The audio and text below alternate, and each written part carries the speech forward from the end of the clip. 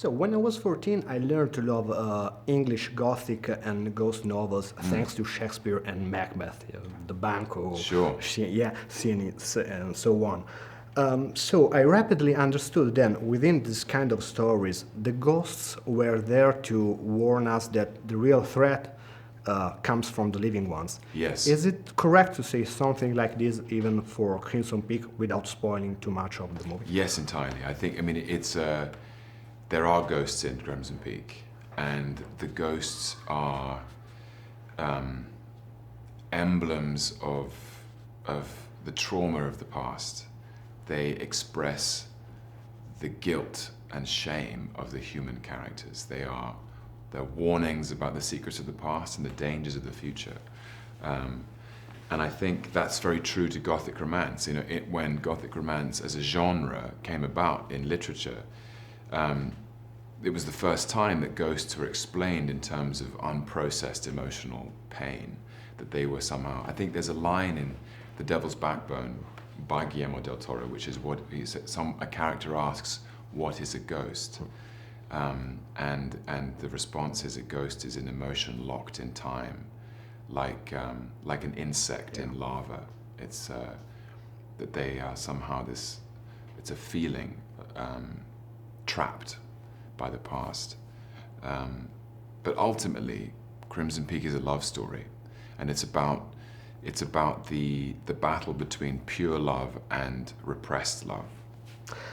Did you draw inspiration from novels like the Turn of the Screw or The Castle of Otranto, or classic movies like Suspense, or maybe The Haunting, or legendary actors like Christopher Lee, Peter Cushing, or Vincent Price to shot Crimson Well, Peak? Guillermo talked to me. His greatest compliment was he said that as Thomas Sharp, I reminded him of Peter Cushing. You're very tall. Like this. And he was obviously a master of what he did.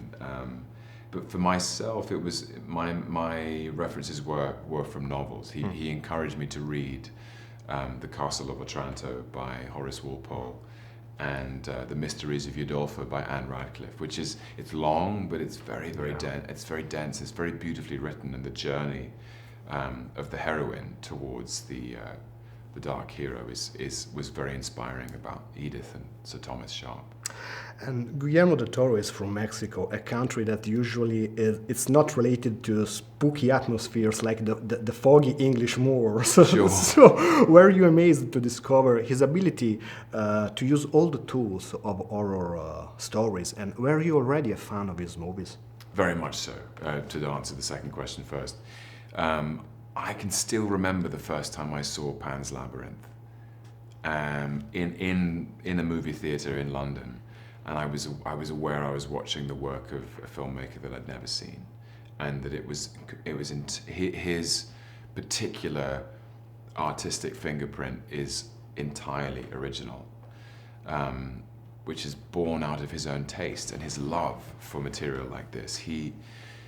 Guillermo del Toro is able to find beauty in the darkness.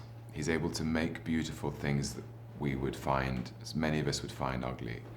And his compassion for damaged creatures and his fascination with the darkness is very powerful and very moving. And simply to live inside his imagination is a privilege. As my last question, I don't want to ask you anything about the future of Loki, but I want to use it as a basis for comparison on your acting method. I mean, in Crimson Peak or in Only Lovers Left Alive, you have one single story, and while in the Marvel Cinematic Universe, you have this huge story that goes. So, how do you approach these different situations as an artist? Well, I think I try to approach each story as an individual piece. I try not to think about a continuity,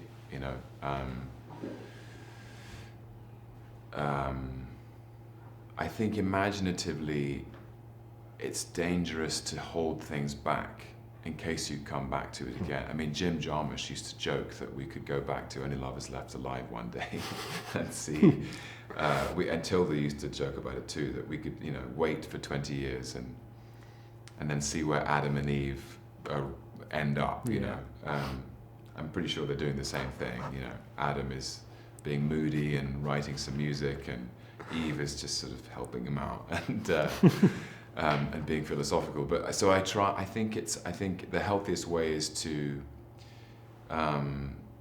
treat each piece of work as something that has its own integrity, and to throw your whole soul into it. And that's what I've done with Loki every time. Is I never expect to play him again. I always say, well, this might be the last time, and I give him everything I've got. Thank you very much. Thanks.